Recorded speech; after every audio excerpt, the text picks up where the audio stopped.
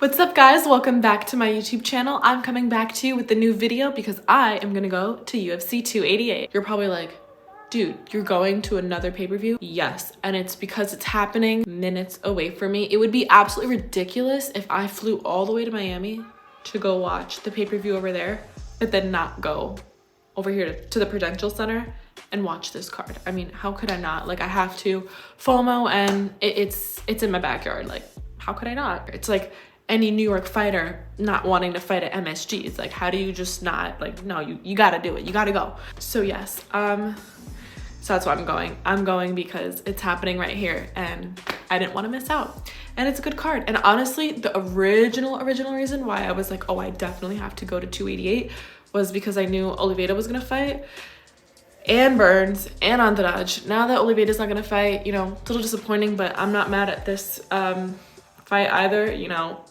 Henry made a good point in saying that this is a fight that people should want to watch, even if they don't really care to see them specifically fight each other, but for the simple fact that they're both really good fighters and they both have a really good fight history and they've had successful careers. No one maybe asked for it, but people should still be excited to see it now that we know it's happening. But yes, so I am ready. As you can see, I'm gonna be heading out soon. I'm gonna take you along with me. All right, see you there. I made it.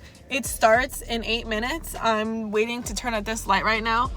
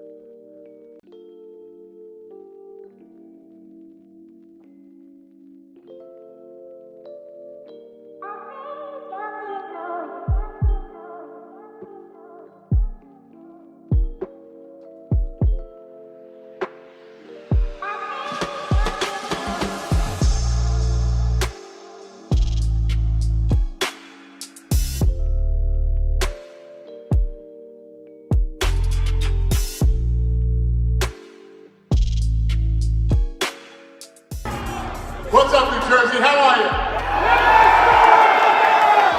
I want to start this off by thanking Larry Hazard Jr. New Jersey is where it all started for us, and we're happy to be back here. Right here. Henry, it's 3 years later, on the cusp of your first weight cut in years. Tell us how you're feeling physically right now as you go into tomorrow morning.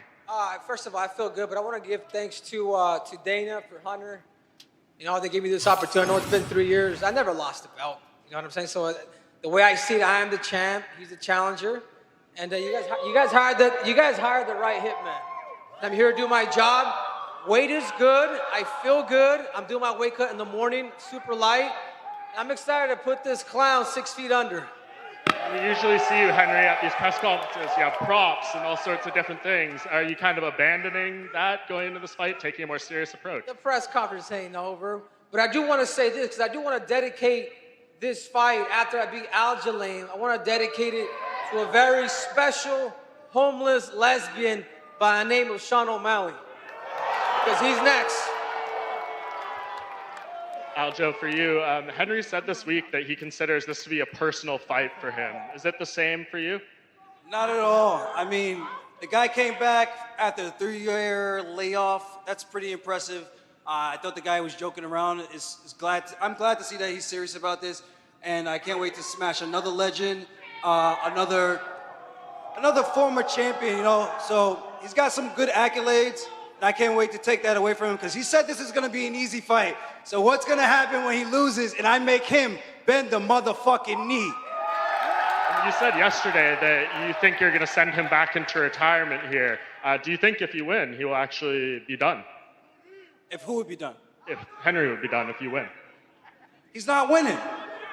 No, I'm saying if you win. Can I say something else? When I win, I'm going to retire his ass again. I'm going to retire him, and I'm going to send his ass to the sport he should have been in, which should have been a horse jockey with that big-ass head. Listen, guys, a lot of people think I'm taking Aljamain lightly. That's what you said. A lot of people think I'm taking it lightly. Wait, you want to hear what I got to say? A lot of people think I'm taking Aljamain lightly, but how can I take lightly somebody that walks around with the Academy Award like Aljamain Sterling? Just a couple more for Jessica Andrade and Yan Jianan. Espetacular para vocês aqui na categoria peso palha. Você acha que com uma vitória você tem direito a disputar o cinturão da próxima luta? Dana, você tá aqui hoje, né? Eu acho que mais do que importante era você estar aqui, escutar isso. Eu tenho a plena certeza que se eu nocautear ou finalizar, eu vou ter essa oportunidade de disputar o cinturão e é o que eu quero. Eu quero ter a minha revanche com a Eli. Dana, well, you're here today, so I really wanted you to have the opportunity to listen to hear this from me. Yes, I do think that if I finish her, if it's a big knockout or a submission, I do need a rematch against Riley. When it comes down to grappling, who's the better out of the two of you?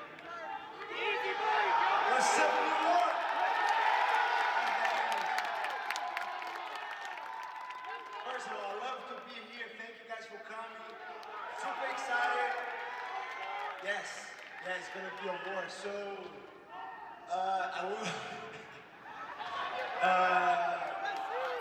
think I'm a better grappler, but the guy's a good wrestler. You know, we kind of had one session where we wrestled at the gym, freaking headbutt me. But yeah, I think he's good everywhere. You know, he's tough. You know how to reach. I think it's gonna be a war. You know, the guy's hungry. A lot of guys don't put respect on this guy. This guy deserves a lot of respect. You know, he's that tough. It's gonna be a war. But now he just mentioned you two wrestled before. Who got the better of that exchange that time?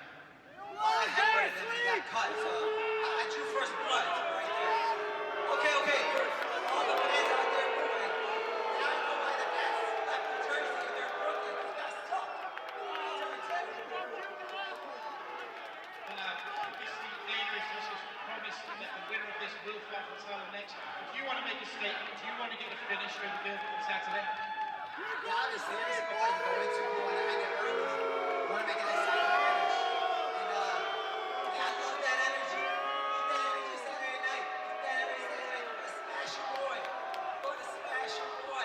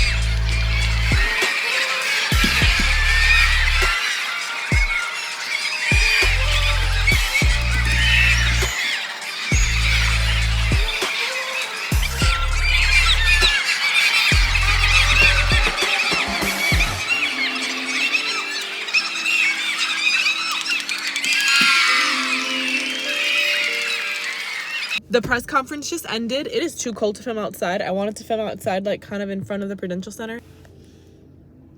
Anyways, I don't know what's going on with this weather in the Northeast, because in the middle of April it was 80 degrees and now that it's actually May, it's like probably 50 outside and it feels way colder. But honestly, Henry and Aljamain, they went at each other's throats more than I thought they would. I don't know why. They seem pretty chill with each other for the most part. During this press conference, though, they were coming for each other's necks. It was honestly hilarious.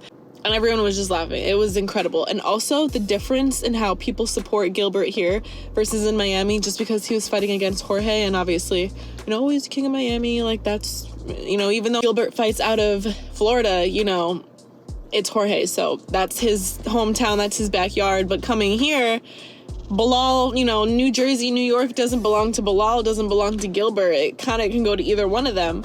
So people, I guess, here are supporting Gilbert. You know, there are a lot of Brazilians in Miami, as there are here in Newark, but I don't know. Gilbert is just getting more support over here. They're always pretty quick. It started at like probably 5:10 and it's 6:05 right now, so they're never really that long, but just the atmosphere is so much fun, and just getting to see the fighters and everything is a lot of fun too. Okay, but yeah, I'm gonna drive home now. I'm hungry. I'll see you later on in the video.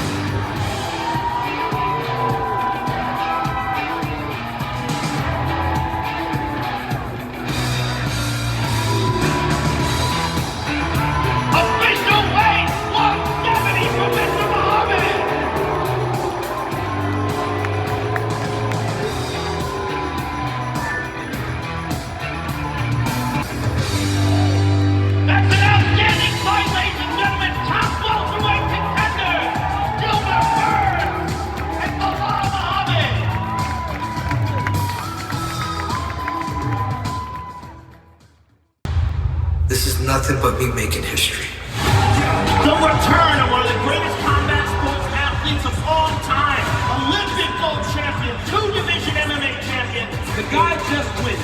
Beat the great Demetrius Johnson, knocked out TJ Dillashaw Tweed. When it comes to competitors, you don't get more competitive than that man, Henry Cejudo. When Henry retired, I thought it was a fake retirement. I knew at some point he would have to come back. He quit when the competition started to get tough. Henry's good, but we are not the same. Yeah, look, boy, this is my season. Aljamain Sterling, in his absence, has become an absolute force. I know who I am and what I'm capable of. Anaconda, human backpack, I take you down, it's a rap. It's tied for the most bantamweight wins in UFC history. That'll do it, and still best in the world at 135. The belt remains on Long Island. When I see a guy like Aljamain Sterling, I'm just like, let's go! That's easy money. You may have the UFC belt, but that doesn't mean you're the best in the world. The best in the world is right here. I can't wait to this up, because he talks so much from the sidelines like a little. Now that he signed the dotted line, he's got to answer for his words and gives mouth roll to check that his ass can't cash. Out of everyone in this division, I am the toughest fighter for him. Aljamain Sterling is going off. Right now, baby! Talk now! I can say whatever the hell I want. I'm the real king. It is personal, and I do want to hurt him. He can't even defend himself. This fight is about to get stopped. You're next, Aljamain. You're next! I will bring more than you, and I'm going to take your out in the East Coast in front of all your people. We're in our backyard. We got to make sure we give the fans a show and get the win.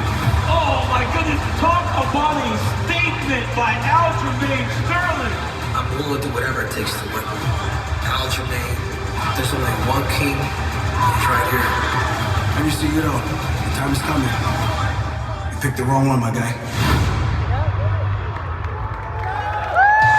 Here we go, ladies and gentlemen, for all the marbles, for the Bantamweight Championship of the world, introducing the challenger, Olympic Gold Medalist, the former flyweight champion, the former Bantamweight champion, Henry Cejudo!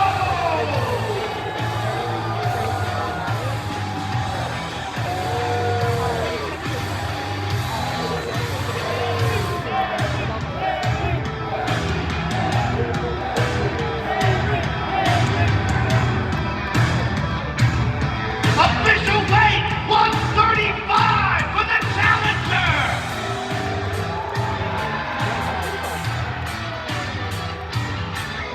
His opponent, the reigning, defending, undisputed Bantamweight champion of the world, Aljamain,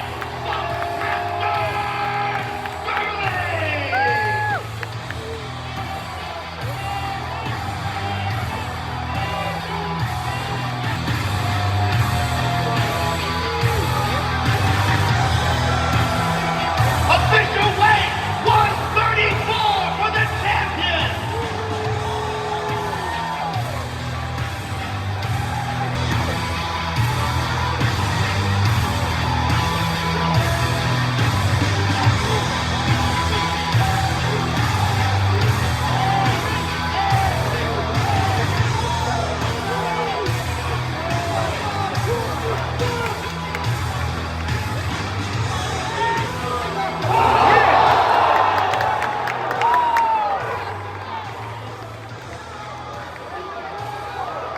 I'm here with the challenger, ladies and gentlemen. Henry Cejudo, welcome back. It's been a long time since we've seen you. We welcome your return. Give us your thoughts on what tomorrow night means to you. Guess what, Joe? Tonight, I'm going to Grimaldi. I'm gonna enjoy some New York style pizza, and tomorrow night, I'm gonna go eat some Jamaican jerk chicken. Stay tuned, and you, Triple C, ladies and gentlemen. I'm here with the champ. Aljamain, there's a lot of emotions on this one. He's been talking a lot of trash for a long time. Give us your thoughts on what tomorrow night means to you to defend your belt. Jersey, what's up, baby? Tomorrow night, I'm gonna smash this guy, 000. 000 is going down tomorrow night. I'm making history. 3-time defending champion, right here on the East Coast, baby. Turn the fuck up. Let's go. Aljamain Sterling, ladies and gentlemen. We will see you all tomorrow night. Thank you very much.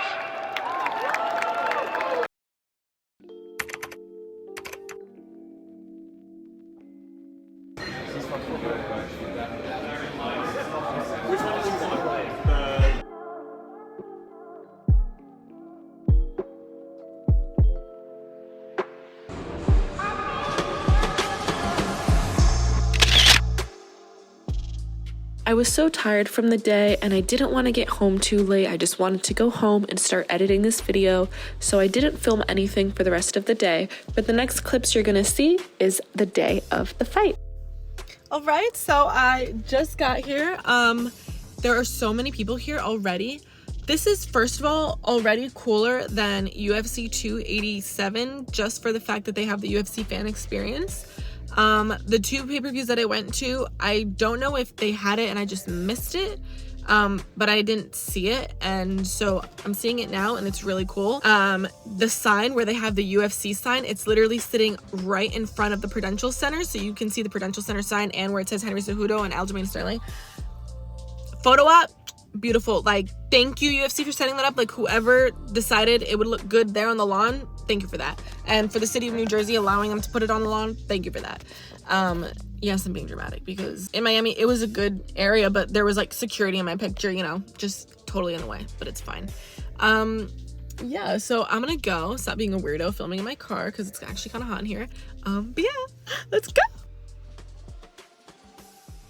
Okay, I did not film anything walking into the stadium. I was too excited to get inside because I knew how close my seat was. I had never sat this close before at the other two pay-per-views that I had gone to, and so I was so anxious to just get there and see what the seat was like. because I could not believe that I was going to be sitting that close. So this is the first clip that you're seeing of when I got down there.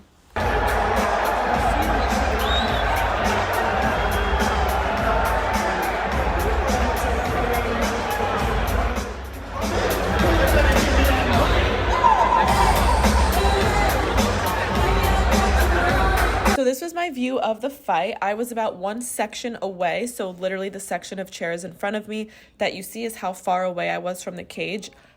After that, it's literally the cage, as you could tell, but just in case it's kind of hard to see with the people standing there, that's how far away I was, and it was so cool to be that close and to get to see the fighters and see the coaches and, of course, see Daniel Cormier, John Anik, and Joe Rogan be so close. I've seen them, of course, before at the other pay-per-views, but I've never got to see them that up close, and I was able to get them on video that clearly. It was definitely really cool to see them starting to film for their live broadcast that they were doing, which is cool to know. Like, if I pulled out my phone and turned on the stream, I would literally see on my phone what I'm seeing in real life, which is always a cool experience. You know, it's like going to Coachella and looking at the live stream and being like, I'm there right now. Like, that's always a cool kind of thing to do when you're out at a live event. I will say, though, my best view ever was in Miami. It sucks because I prefer the view from up above because it's essentially the same view that you get on TV. So if you sit in like the nosebleeds or a little bit below the nosebleeds, you're basically getting to watch what you see on TV, but in person.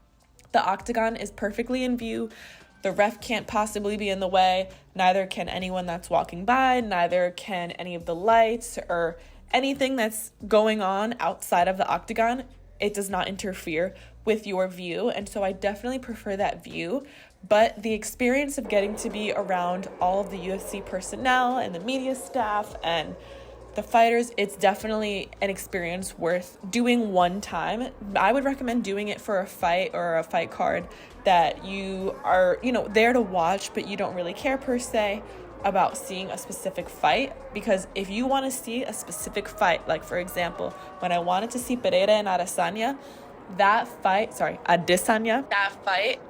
could not imagine sitting up close for that fight because I would have missed most of it and I would have been heartbroken, especially with all the tall people standing in front of you. It would have been really hard to see. So I was really glad that I got those higher tickets for that fight because I knew I wanted a perfect view. But I would, of course, definitely recommend getting seats up close at least once if you're a big UFC fan and if you really keep up with the fights. I think it's worth it to forge over some money at least once in your time just to see the fights up close, just to kind of be really all involved in the action. The next few minutes, I'm just going to be playing raw footage of the clips I took during the fights, just for you to kind of experience firsthand what I was experiencing from my point of view without interruption.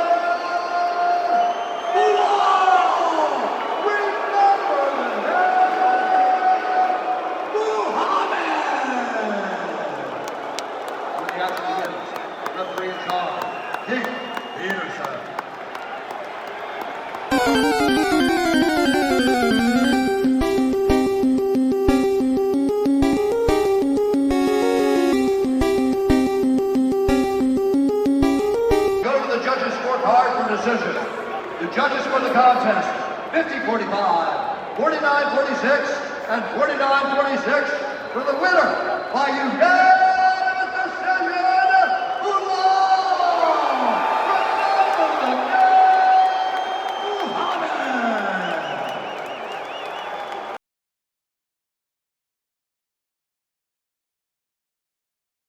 Hey, Lupe Fiasco in the house. Lupe Fiasco,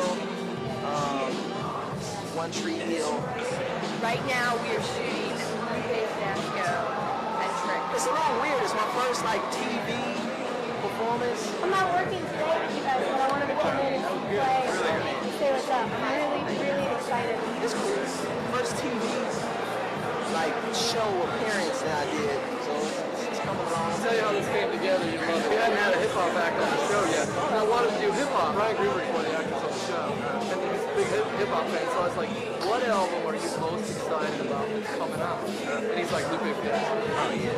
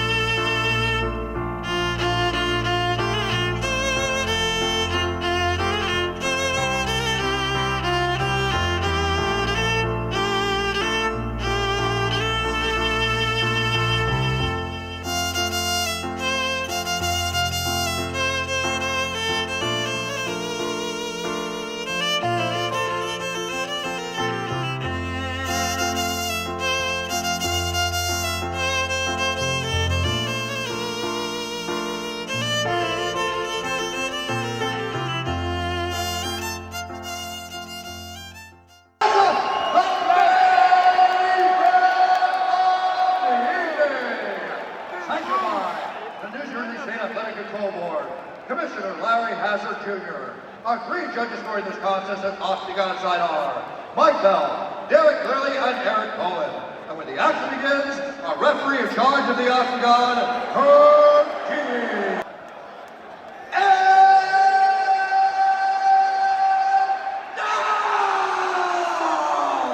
For those in attendance and UFC fans watching around the world, this is the moment you've all been waiting for! Live from the sold-out Prudential Center in Newark, New Jersey!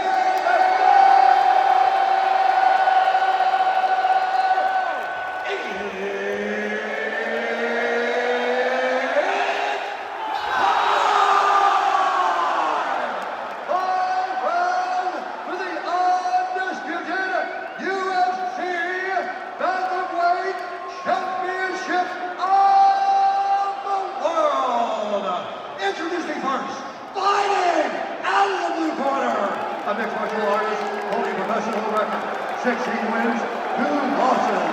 He stands 5 feet 4 inches tall, weighing in at 135 pounds.